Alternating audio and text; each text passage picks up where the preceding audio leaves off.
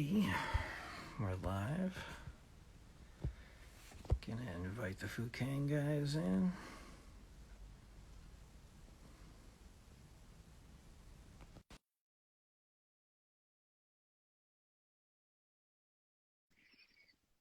Josh, what's up? Thanks for joining. Angel, thanks for joining. Kang, thanks for joining. Have to adjust.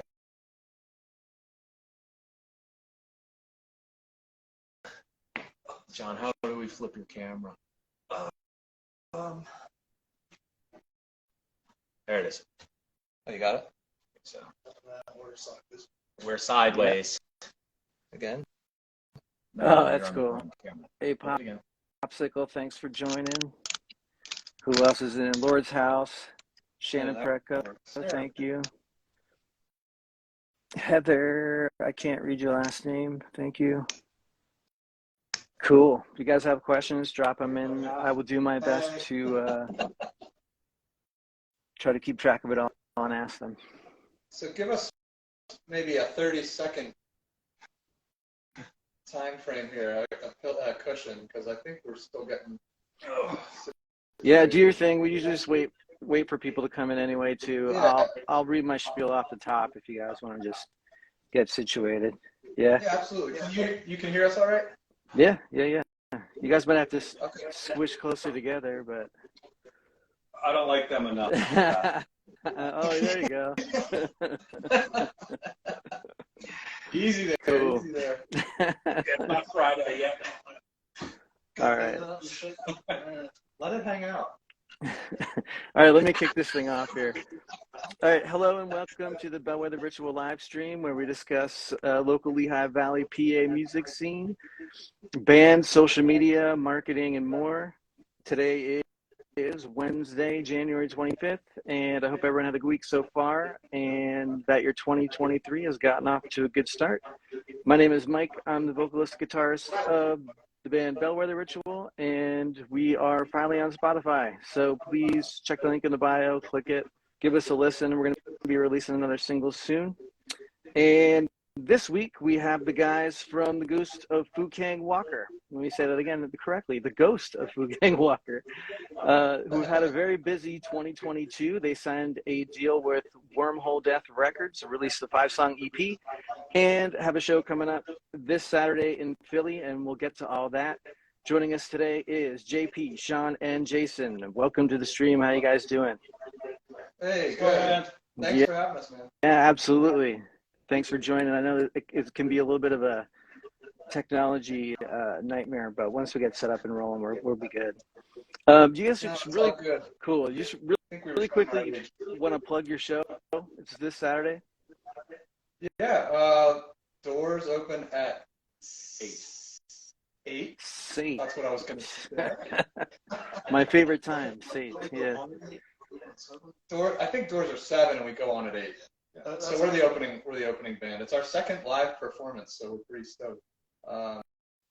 We haven't played since you saw us at Hijinks. Man, I was there for that one. You guys rocked it for sure. I want to get I have a favorite song I want to get to later. This is the one you opened up with. Okay, so you go on at 8, and it's at Dobbs, right, on South Street? Dobbs, yeah. We're really psyched to be there. We're playing with Lonesome Crow. Yes, Hex Engine. Yeah, I got it right here. You got it? Okay. Yeah, and Hex Engine goes to the bill. Hex Engine's the headliner. Yeah, Lonesome Crow. Shout out to those guys because we're all kind of borrowing equipment to make the night go a little smoother. Cool. Shout out to Sean because at our first gig he was like wearing multiple hats. I was the sound guy, the bass player. That's how it goes. The sex appeal. How'd you guys get hooked up with that gig? Hijinks or Dobbs? Dobbs. That's a good question. I reached out to. Well, it's just me. I mean, I'm really persistent. I get like tunnel vision when I want to do something. And I just I kind of, my strategy is always like throw a million darts at the board and one of them is bound to hit something. So it was one of those deals.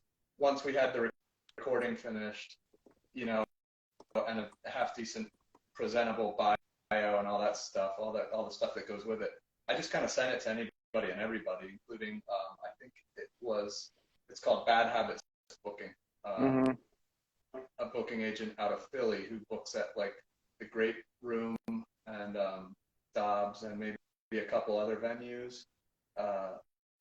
You know, so it was one of the darts that stuck. Cool. So to speak. Yeah. Yeah. Nothing magical, just being persistent and just hounding people. Danny Lee, thanks for joining. Dobbs used to be Cadillac Grill. Do you know Philly at all? Like from back in the day? There used to be Cadillac Grill?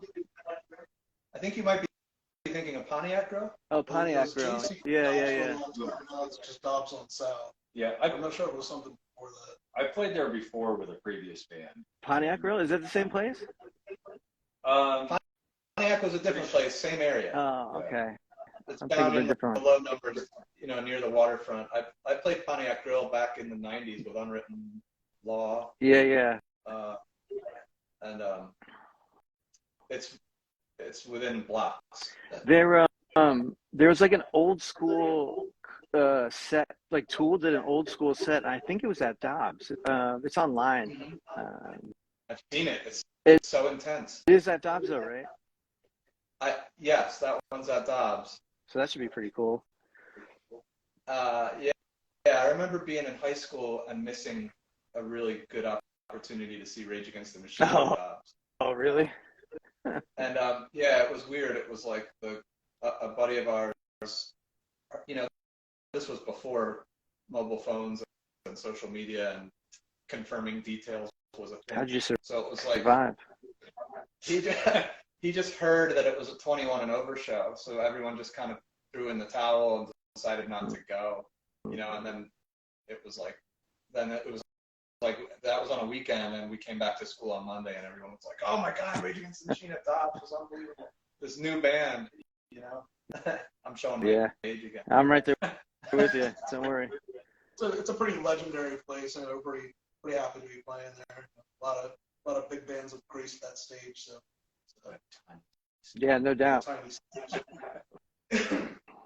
Yeah, so I think we're watching the weather and it looks good. It's a go. I always cringe with like winter gigs. Oh no, it's supposed to be like 50 this weekend, I heard.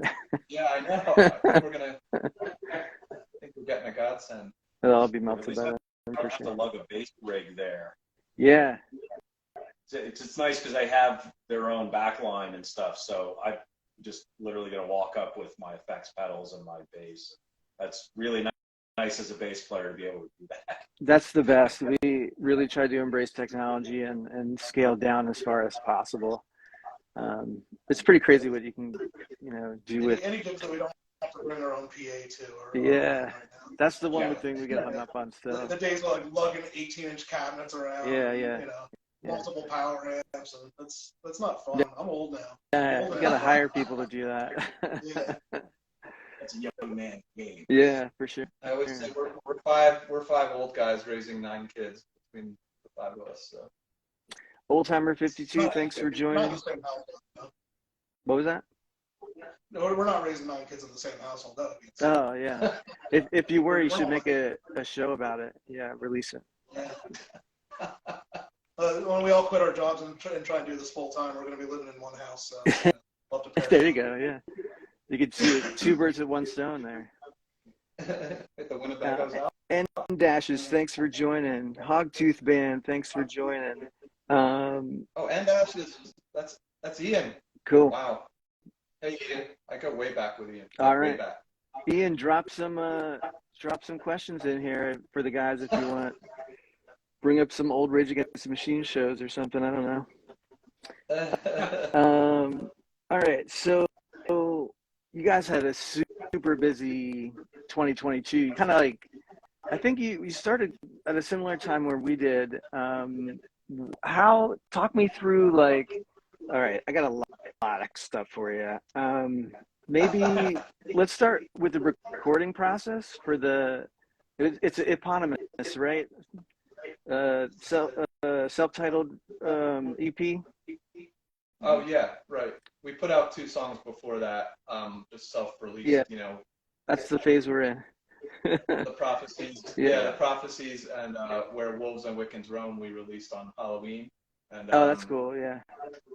yeah, and you know, we those 2 songs were really well received, and then again, it was the same strategy. Just I was just kind of passively, without any expectations, just kind of passively sending those songs out to, you know, whoever wanted to give them a listen. And we got the Wormhole Death deal, which we were extremely grateful for, and then put out the 5-song EP.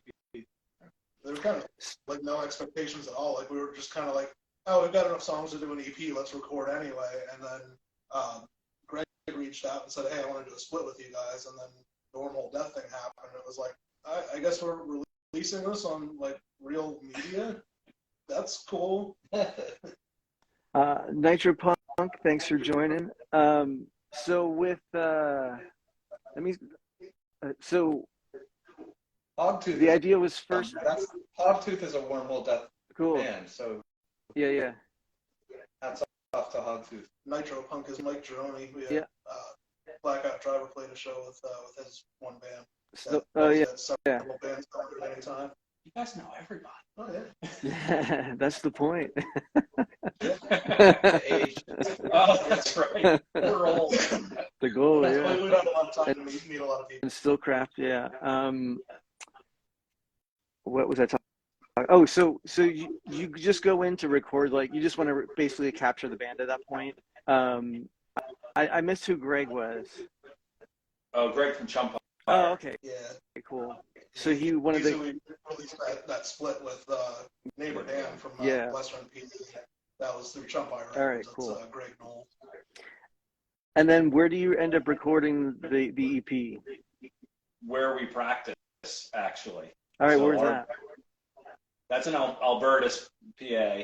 So Alberta Kirky. little backwoods there. Yeah. But yeah, what's cool is, you know, between me and Josh, our other guitar player, we have a lot of experience recording, mixing, you know, doing that sort of stuff. The only thing that we don't do is mastering, but you know, we got that done through a third party. But we have all the mics, the preamps, the software, and the know-how, and it's just like, all right, well, let's just record our own stuff, save some That's time. awesome. Yeah, it sounds Yeah. great.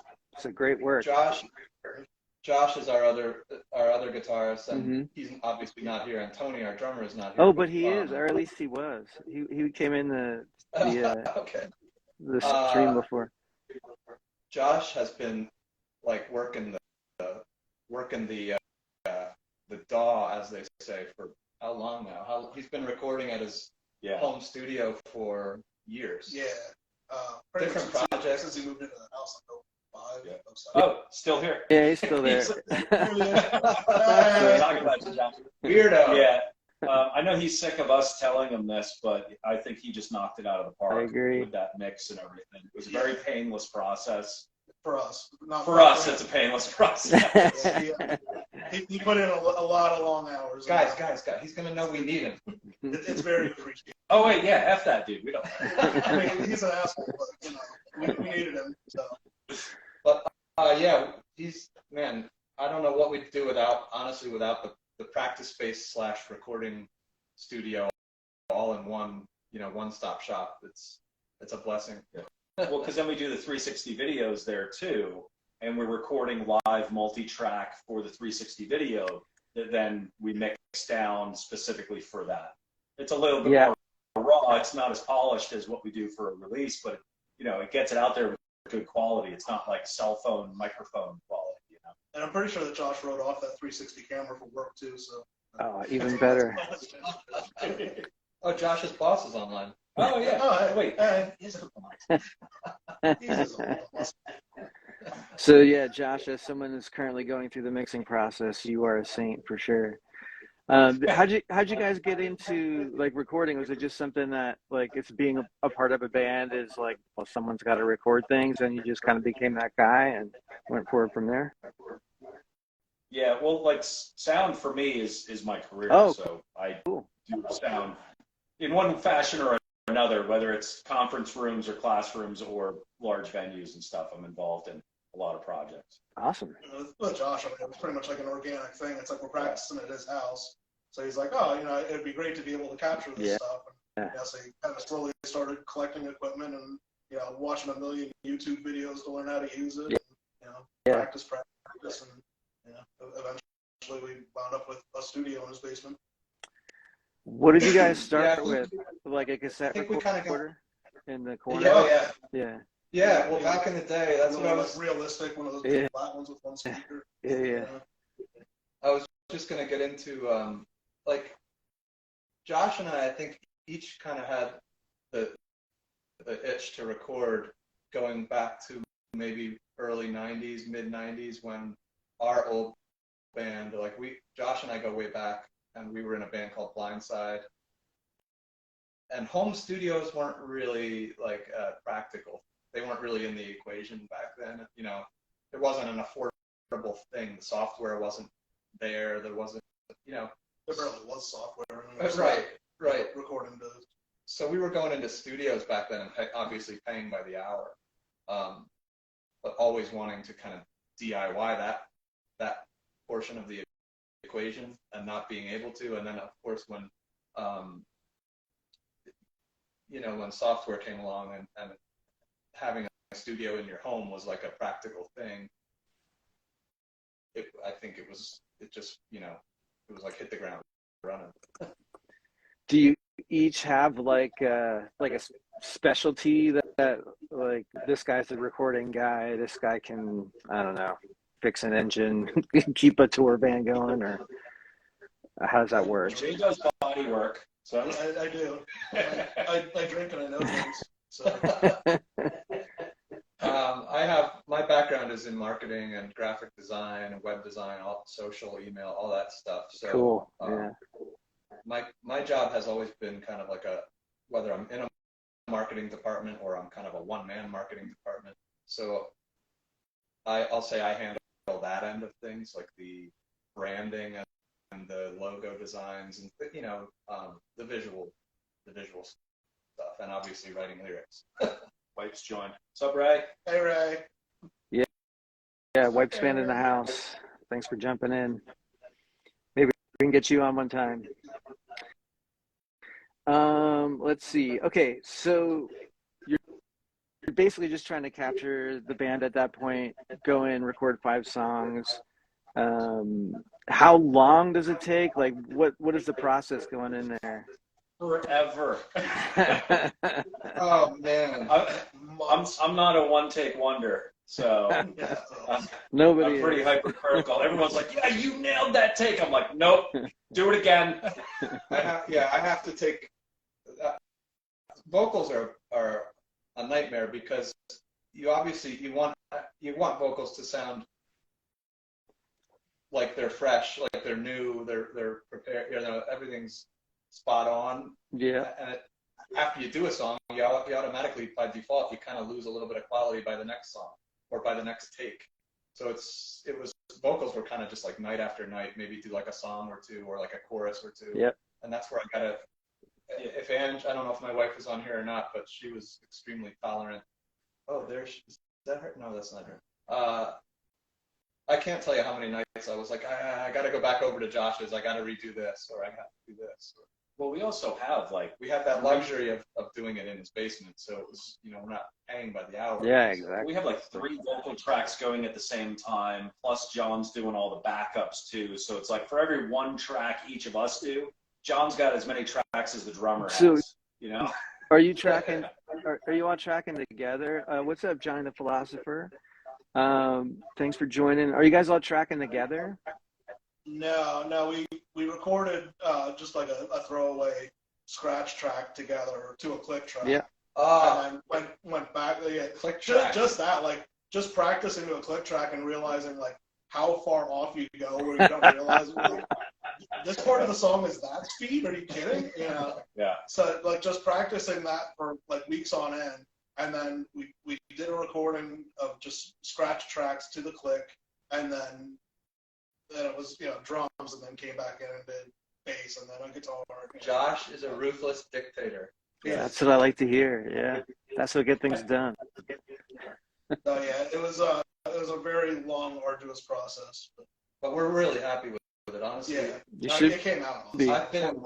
I've been in a lot of bands, and I've done a lot of recordings, and almost, I would say, 9 out of 10 times, there's something about it that I'm really unhappy with, or something that kind of makes me cringe a little bit when I listen back. This was one of the few times, I really, like, from beginning to end, I'm really proud of it. Like, I really like the whole recording. Say that now. I say it now, but it's been a while. Well, we recorded a long time ago. So it already has like a 1-year shelf life for me. I like the surprise sometimes, though, of listening to the raw tracks and being like, wait, Jay, that's what you play? I never even noticed. Like, I play the same thing. That's great. There's very few parts where Josh and I are doubling each other. I mean, at any given point, we're playing two completely different things. Yeah. And on a recording, it's hard to tell who's doing what, or is one guitar doing all of that? And when you listen to a track by track, it's like, that's what you're doing? I had no idea. So someone's asking Same about if we here. record fresh. Yeah, Johnny the Philosopher says, have you guys considered a scratch or program drum track instead of a click track? Yeah. We can't program the drums that Tony plays. Nah. That would just be impossible for us. And Tony's better than a computer. yeah, and to dumb it down enough to make it easy as a program thing, it doesn't work for us. It would be a lot of work. Like, I have Superior Drummer and stuff, and I can play around with that and tick all the boxes and make a drum thing. But to get it right, it really was just get used to playing to the click track. But once Tony did his final takes of his drums, turn the click track off, and the rest of us were just playing to his drums. So really, the click is there for making sure that Tony doesn't drift in and out. But what's weird is John made the promo video for the Lord of the Dark, right? The lyric video. Oh, right. And one of the comments that John had said, he goes, when I sent the live audio or the live video up to the recorded audio, I didn't even have to mess with the video. You guys were right on. So I credit Tony to that he's like rock solid metronome in there. Because we played that song live. I started a little fast, and I watched the video back, like our raw video, and Tony goes, slower! So, yeah. Once we had him locked in, we were good to go the rest of it. Yeah, he was a beast at your show, too. Yeah. Funny story, the first kind of like DIY hardcore punk show I was at was late 80s, and it was Tony's old band. They were called Robosphere. The amount of people who still know who they are is probably dwindling down to like maybe less than a dozen in this area. But yeah, I don't know. I just wanted to throw that in because I don't know about recording talk and I lose focus. Yeah, when we start nerding out, John gets lost. I know how to turn on a microphone. Hey, Chad's here. I kind of know how to sing, and other than that, I just kind of go along. I just follow their lead when it comes to recording. We all have our strengths and weaknesses. Yeah. How about writing? How does that happen? All over the place. I don't think we have one method. There's no process to it. It's literally like, hey, I have this riff. What do you think of it? And if it's cool, we jam around on it. And then somebody else says, oh, I think I have something that'll go to that. And yeah, it falls together. There's no process. It's just whatever you come up with, and then if we like it, we work on it. Well, how do you guys just come in with a riff, or is there like do you put like a demo together, bring to the band? No, we don't have like a single like songwriter who's gonna come in with like a finished song. In fact, I think our best and easiest songs to put together happen in like the first 5 minutes of practice. Yeah, it's for like, sure. You get in, you put your amp on, and you're like noodling around, warming up, and somebody says, "Hey, what are you doing there? Keep doing that. I like that." Yeah. And then you build an entire song around it before you know it. Yeah, but other times it's a cell phone recording. Yeah. It's like I'll write a lot of riffs on guitar, without even thinking this is going to be a bass thing. Like one of our newest songs that we have, I wrote that on guitar, and I'm like, hey guys, let's do this one. I'll come up with a bass line for it. And then it was like, no, that's the bass line. I'm like, no, but I wrote that on guitar. Mm-hmm. Like, it wasn't even supposed to be a bass line, but it became the main bass part. We have some old, like, here's the age thing again creeping in because of the history of past bands. Hi, Chad. The history of past bands like kind of lends itself to us having this like stockpile of old material to pull from too. So sometimes we'll just revisit like a back catalog of one of our old bands and just maybe salvage even just a riff. Yep. You know, or we'll say like, hey, we like this. This part doesn't really fit us, but it's, you know, there's stuff there that we can kind of pull from when the creative well is like really running dry. I feel like you're saying, just picking up the instrument or picking up a new instrument, like songs just kind of fall out of them. Sometimes. Yeah. You got to get in the habit of capturing them.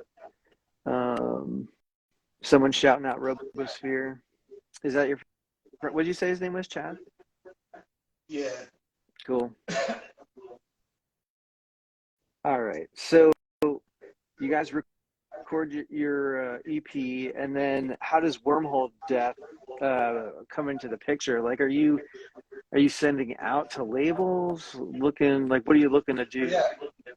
Well, actually, prior to recording the 5-song self-titled EP, like I said, we had those 2 songs that we recorded, Where Wolves and Wiccans Roam and The Prophecies, and it was actually those that as we were kind of getting the itch to start recording again, I had already been sending those out to just different DIY labels. I was using a program called Submit Hub. Cool. I don't know if you're familiar. Yeah, I've heard that one. There's one called Muso Soup, and there's one called Submit. Is it like Sonic Bids? Kind of. Okay. It's not so much to get gigs, and you're not really sending out like a whole press kit. Right. You're like submitting MP3s. It's like people for like curators for playlists and record labels.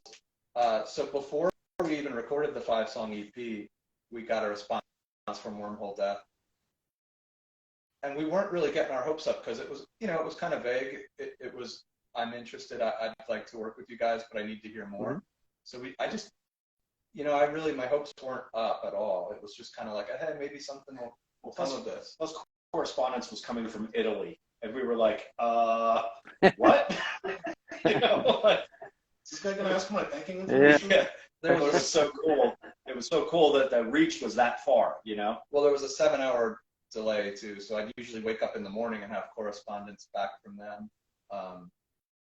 But yeah, there was more and more interest, and then we just said, well, it just made us work that much harder. We just said, let's get the 5 songs done that we have and get those out into his hands. And then we got the confirmation that he wanted to work with us, and we were thrilled. And really, even prior to that, Greg Knowles from Chumpire Records really kind of put us on the map locally, because he reached out to us and just expressed some interest and put out the songs on vinyl. So like our Wormhole Death deal is just it pertains to the digital tracks. They released everything digitally, and they put out the CDs, which, I mean, February 24th, by the way, is when the CD is officially released worldwide. So all right. That's the Japan release. We get a whole separate. It's not. It's not. I thought you said this one. No, just that Japan will be later, but that's the last Friday. Last Friday in February is the CD is officially available. Like anywhere. Cool. Cool.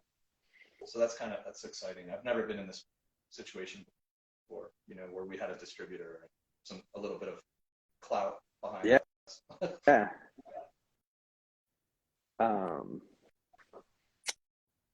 I had a question. I just completely blanked on it.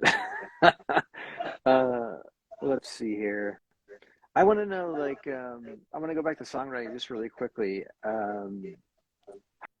How much is like, are you guys all like chipping in on things? How do you make collaborative decisions as a band? Even it doesn't have to be music either. Just like artwork. What's that? Fisticuffs. It goes to fists. Yeah. Fisticuffs. I want my part in there now. No, we were pretty straightforward with everybody. Like as we got started, like that, it's miraculous that this is happening at this age because we're all like in the same age. We're all basically the same age. We all have families and careers, and it's like so everyone coming into this kind of knew like this isn't going to be, we're not heading to Europe or something we're doing some like ragtag tour up and down the coast. It's not in the deck of cards right now. So it was just, I'm not sharing a U-Haul van with you. right. So we've just been very realistic, like not getting our hopes up. If it's like you keep your hopes down, then you're nothing but pleased when good things happen. So Yeah. we kind of go at everything with zero expectations, and just we really love playing music and writing music. So Yeah, I don't think anybody in the band has a big ego that if we say, hey, Jay, did you point at Jay? no, myself. Just, if we say like, hey, can you do this, tone this down a bit, or try to go a little bit more here or whatever, we're all very, very open to listening to each other because we know that that's how we're going to get the best product anyways. The best song is going to be, it shouldn't be a fight. Like it should just come together, collaboratively. We've also, like, we've all known each other. I mean, I've known Josh since kindergarten. I mean, we've been friends for 40 years. Wow. And Yeah. John since 6th grade and Sean since 10th grade. Like, we all come from, like, the same kind of backgrounds, have listened to a lot of the same stuff. So we have a lot of the same influences, but then, like, we also have our own, personal influences, too, which, we throw that stuff in. It's what makes it, more unique. But, just the fact that we're all coming from similar backgrounds, like, we just click together really well. And then everybody kind of puts their own spin on it, too, to, bring something unique to the song. I think we work well together because we've all known each other and been in and out of bands with each other for 30 years. I think that's a big part of it that people don't really understand. Entertainment Photography Plus, thank you for joining. Sean Amley from Bellwether Ritual, thank you for joining. Ask some bass questions. So I think you really hit on something there. It's like being able to get along with each other long term. I mean, even if there is like some kind of creative chemistry there, if you can't work with a person over a stretch of time, it's just it's just gonna fade out or whatever, or explode. Yeah, I took drum lessons with Jay when Ronald Reagan was president. That's true. And Jay had a rat tail. I did. I had a really long rat Nice. tail. So I knew he was all right. I knew he was all right from the beginning. Josh did too. Mine was way long. And then Jay and I were supposed to play Sanitarium, Welcome Home Sanitarium by Metallica, Master of Puppets era. Yeah, at a talent show in like 6th grade, and then it fell apart, and I wound up doing something else with like Taylor and Ted Doherty sang. Oh, you lip sync to Ice Baby. The most asthmatic kid in our school sang. Who didn't? It was awesome. Cool. We were also together in other bands. Like me and Josh were in a band for a long time. Then Josh and Jay were in a band together for a long time and stuff. So we're pulling from elements of that stuff too, of just playing from these other bands and what we did in the other bands that we're comfortable with playing together. So like this band is like the ultimate mashup of like all of our previous bands. Well, Tony was the only guy that we were like, who's this guy? So how does that like We've kind of known him just from like the Other local bands, scene, but yeah. like none of us were really close, like friends with him. Mm-hmm. But I mean, he came down for the first practice, and it was like it was a little sketchy because he didn't really know the songs. But by the second practice, he was so locked in, but he also like has the same like shitty sense of humor that we do. And, It's important. He instantly was able to be inserted into our group. Like, that wasn't even a transition. It was like, boom, Tony's here. Hey, sometimes it's the best way. Yeah, absolutely. Sean says he's been listening to a lot of Britney Spears lately. Great. I hope that seeps into his writing. What are Tell me some of your favorite bands. Like, what were you guys coming from? Like, I know there's obviously a lot of crossover from growing up together.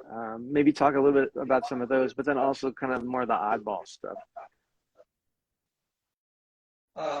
Man, well, I'm so all over the place. yeah, oddball. It gets pretty oddball because I mean, I was doing for the last like decade or so. I was doing bluegrass stuff. That's right. I played 5-string banjo, and I was doing like That's Fell Swoop. that high lonesome sound, you know, like Bill Monroe. Yeah, Fell Swoop, exactly. And and it's funny because I really learned, or I tried to learn a lot about singing and harmonies and crafting my voice to, you know, kind of get higher and higher. You know, you listen to Bill Monroe and like Roscoe Holcomb and stuff like that, and they always describe it as that high lonesome sound. And oddly enough, like I'm kind of pairing that high vocal style in a way, you know, with our music. But as far as favorite bands, I mean, we all had some in common back in the day. Yeah, a lot of like hardcore punk and stuff. You know, we were all hardcore kids, so A lot of youth crew. youth crew. Yeah, Blindside was like a straight edge band. So we were big into anything that was, you know, we were right in the right place at the right time. It was like there was Gorilla Biscuits and Youth of Today, and all these bands coming out of New York City, and then simultaneously there was a lot of stuff going on like in New Jersey and Philly, and even down in DC. And I don't know how we got away with it because I don't think I'd let my kids do it, but we were driving all over the East Coast basically to see shows, you know. Yeah. From anything from the first Warped Tour to City Gardens, which they just tore down in Trenton, New Jersey. Rest in peace. Yeah. But yeah, Quicksand was a big one. A lot of the post-hardcore stuff. Yeah, Quicksand, Fugazi, Helmet, and a lot of that kind of post-hardcore stuff was big. I think it creeps into our current. It definitely, that influence is there, at least on some songs. Yeah, and I was kind of strayed towards more avant-garde stuff, with like Minutemen, Fire Hose, into Primus, and all of Les Claypool's side project things. And you know, I try not to let that creep in too much though. But it's sometimes I'll write something, and all of a sudden it's like, hey, where did that Primus lick come from? Sorry, that's me. You know, and that got me into other oddball stuff like Residence and, you know, just all kinds of things, Phantomas, whatever. That was cool. Just getting into the weird stuff, you know, and I have a pretty good tolerance for the really weird stuff. I think another story, I think Clutch was like a game changer for all of us too. Oh, you guys opened for Clutch, right? Blindside did, yeah. My old band with Josh, yeah, we Unisound and Reading. And then I played in a band called The Sinking Earth, and we opened for the company band when they played at Dragonfly in Harrisburg, which was the company band's first show. So that was Neil on vocals there. So that was pretty cool. I got to play with at least one incarnation of a Neil band. Not as cool as, you know, John opening for Clutch before anybody even knew Clutch was. Yeah, that's awesome. That was pretty awesome. Oh, Sean, Sean's asking, does anyone remember Odds Against? I don't. Odds Against? I don't remember that. Totally do. I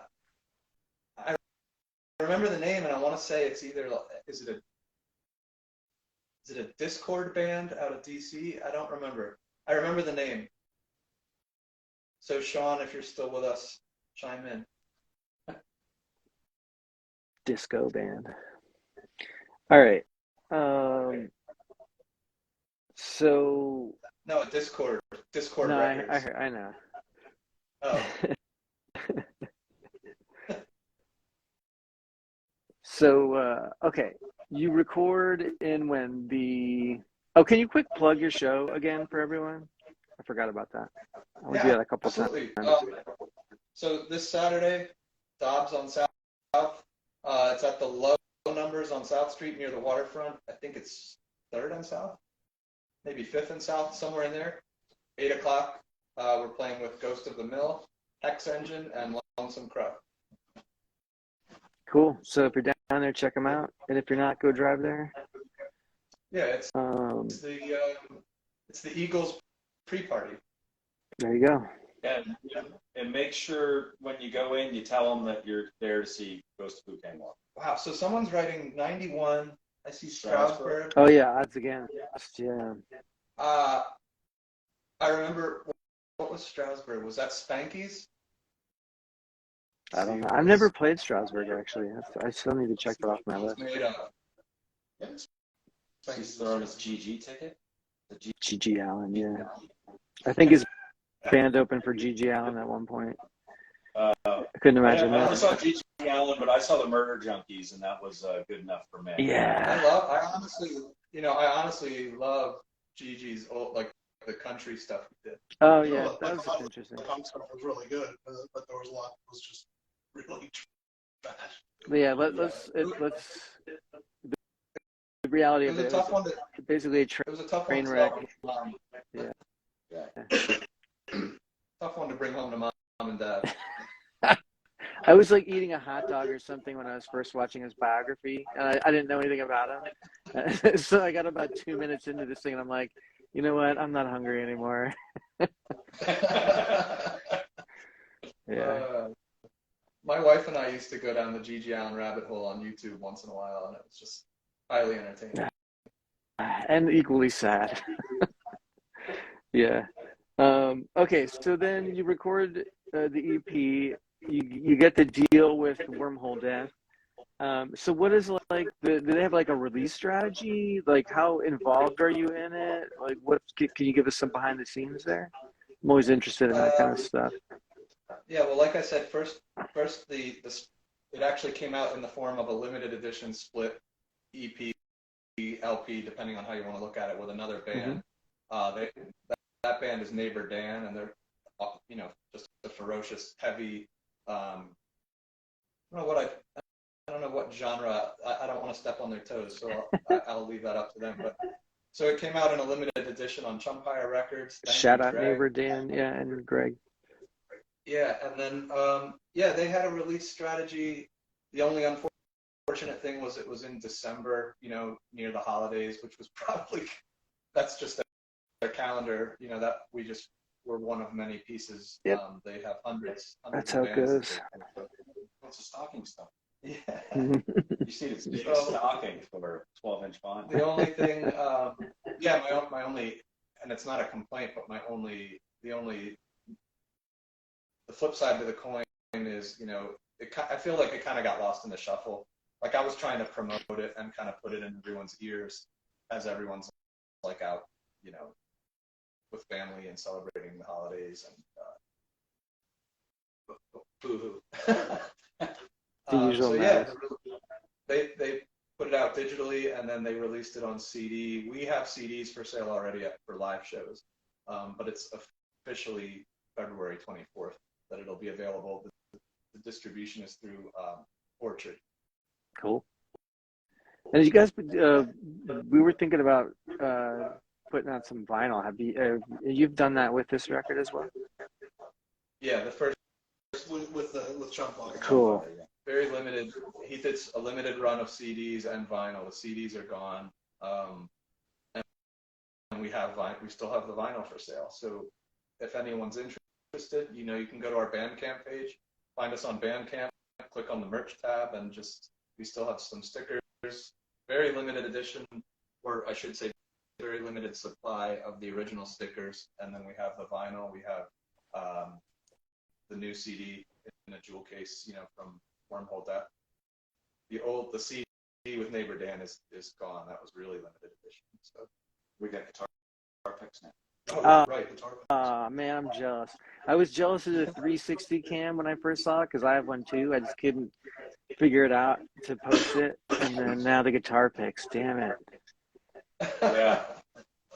Yeah, we're still playing around with the 360 cam to try to get, a little bit better quality, because sometimes when you're looking at it, like the first video we did, I felt like the camera was too high. it was looking down on everybody, you know, and I'm getting a little thin up here, so I didn't want it to be like, oh, there's the pic. We gotta go. There we go. Right? I didn't want to blind people with my balding head, so we brought the camera down a little bit, and that helped. And you know, slowly, sadly, we realized we have no good angles. No, we're not attractive people. yeah. I look especially fat on this camera, which is great. It adds like 50 pounds. Yeah, it's like the whole video is squat and I'm fat, so I'm just especially fat. Have you guys, speaking of that, have you guys like shot, I don't know, I know I've seen some of your lyric videos. Have you tried to shoot like a video at all? No, we haven't yet. We have not. We're hoping to. So the Dobbs gig, again, Saturday night, Dobbs on South Philly. We're hoping to do board recording. Yeah. Oh, cool. And some random video. So, you know, probably literally iPhone videos and whatever else is there. And maybe we'll get lucky. You know, if we have anything on the soundboard that are key, I might also get lucky enough to find some videos that I could sync it up to. But no, we haven't done anything on a budget, so to speak. Yeah. And to answer Sean's question there about studio recordings versus house recordings, our studio is the house. So.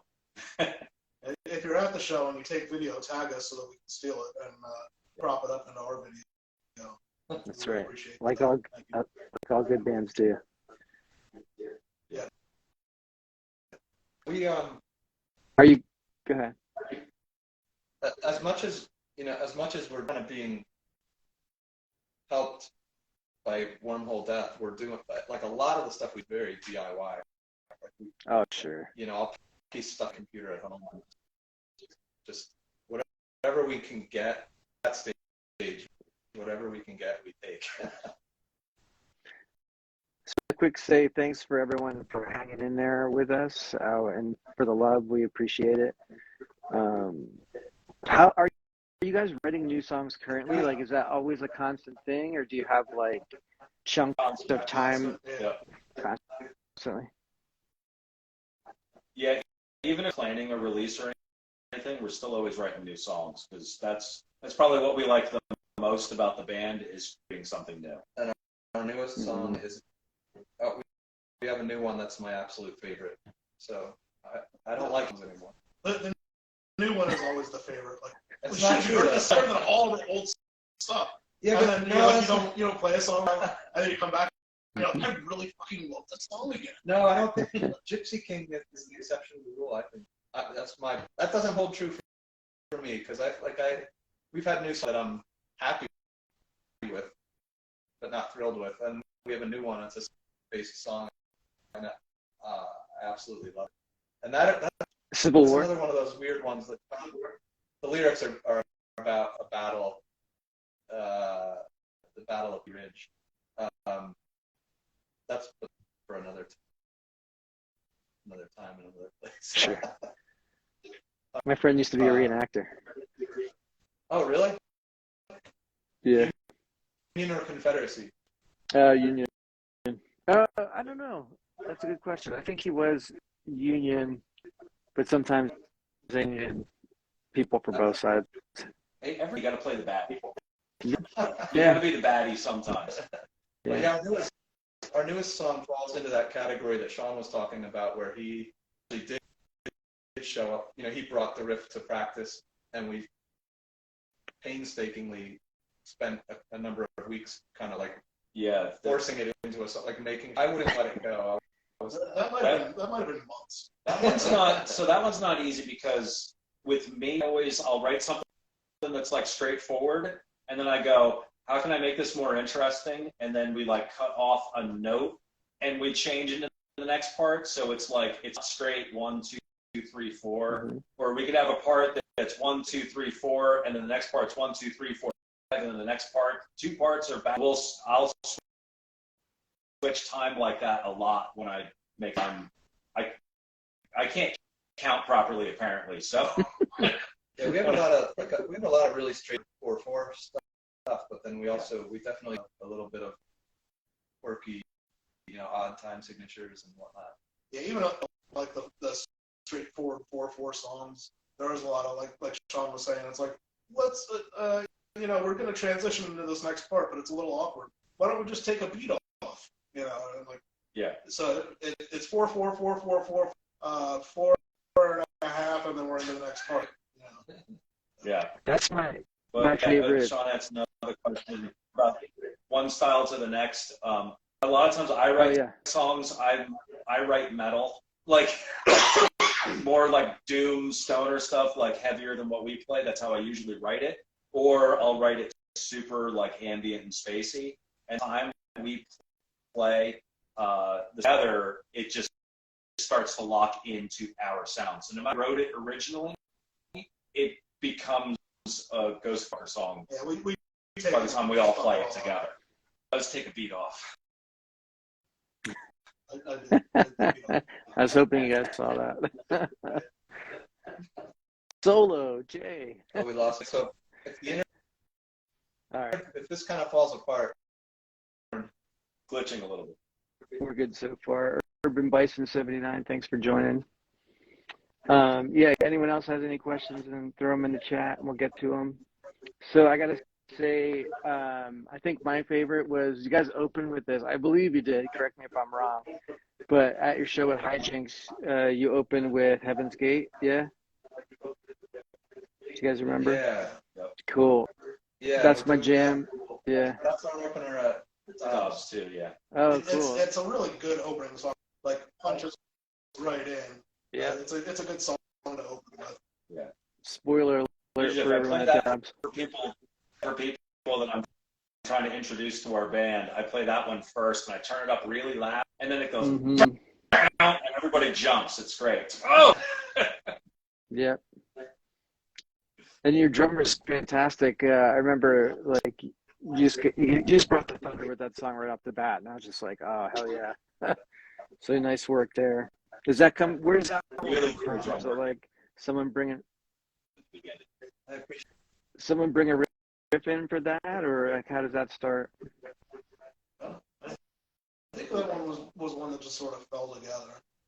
It was an oddball night. It was actually a night Tony wasn't there. That one started as a complete song. That was Slay the Bison originally. Mm. So the riff, the middle riff was started with, and we were just jamming, and then I used filter in that song. And when we were jamming, I was, oh, this will be funny. Let me put this effect on, and it stayed in the song. It wasn't so funny. It wasn't so funny. It sounded good. Yeah, I love that song. When you got I love, any time I get the opportunity to write about some like really like unique cult or subculture, like that's my forte. That's no matter what genre I'm playing, I've always myself kind of returning to writing lyrics about like the lesser knowns of the world. Mhm. It's not so much Did- like love, relationship songs are out, Thank God. Well, descend of that, Mark. Do you listen to music first and then be like, oh, this kind of reminds me of this or that, and then write lyrics, or are you constantly writing lyrics and fitting them in with songs, or how does it work? A little bit of both. I definitely do both strategies. Like, we have a new song that's not on the called The Gypsy. It was actually a totally different style song in another band that I was in, and it was called King of the Gypsies. But I was able to rehash some lyrics and just get the style of the song and everything. It just was like a no-brainer to use those lyrics. Yeah. So I do that, and that's definitely nice. Kind of the path of least resistance. Sometimes they'll have a new song, and I'll like listen to it whatever. And I usually don't so much get a lyrical theme in mind. I get a melody in mind. So I'll hear the way I want the vocals to sound, and I'm almost just humming like a melody over time. There are some times when we're jamming something out, and all of a sudden John's singing something like, the hell is that come from. Or we'll jam something and record it with cell phone, and then the next morning, John's our group text, an audio clip, and him singing along to it in his car. A lot of times that does become the final lyrics too. Yeah, I know. Crazy. I don't know how past bands survived without technology, because honestly, I think we collaborate. We like collaborate, or at least I record and work on ideas as much like on our phones as we do on like a Monday night. Yeah. I don't think what you guys next month. All right. So Sorry, Jay, I listen, don't even know what I don't either. we're at just at about an hour, believe it or not, already. So that's usually where we like to like wrap it up. Go ahead. Why don't you plug? I know, right? We'll have to do it again because there's way too much to talk about. Why don't you plug the show one more time and your the CD release too? Absolutely. Well, I'm going to say thank you to Greg Knowles and Chumpire Records, and thank you to Carlo and Natty and the team at WHD, aka Wormhole Deck Records. The show is this Saturday. Doors. I think doors are 7, and we start at 8. We're the first band. We're playing with Hex Engine as the headliner. We're also in Lonesome Crow and Ghost of the Mill. Looking very much forward to meeting those guys. And the you can find us anywhere. Spotify, Bandcamp, wherever you might music, you can already find the EP. The CD is officially available anywhere and everywhere on February 24th. Sounds good. Everyone, go jump on them, give them a follow and a listen. You know how much that makes a difference and everything. JP, Sean, Jason, thank you so much for doing this again with me. Next week, we're going to have Josh from Fictional Name. Yeah. We'll definitely have to schedule some more time because this goes way too fast. But yeah. And then next week will be Josh from Fictional Name and Bethlehem Area Public Library. And yeah, let us know, or actually post some footage of how the show goes, and yeah, break a leg. Thanks so much for having us, and thanks for everybody that joined us. Check out some local bands that we love: Bellwether Ritual, Wipes. Thank you. Thank you for What else comes to bringing that up. mind? Everybody. Go listen because we love them too. Everybody and everything. Thanks so much for having us, man. Appreciate it. All right. Have a good night, guys. Thank you. Yeah. You too.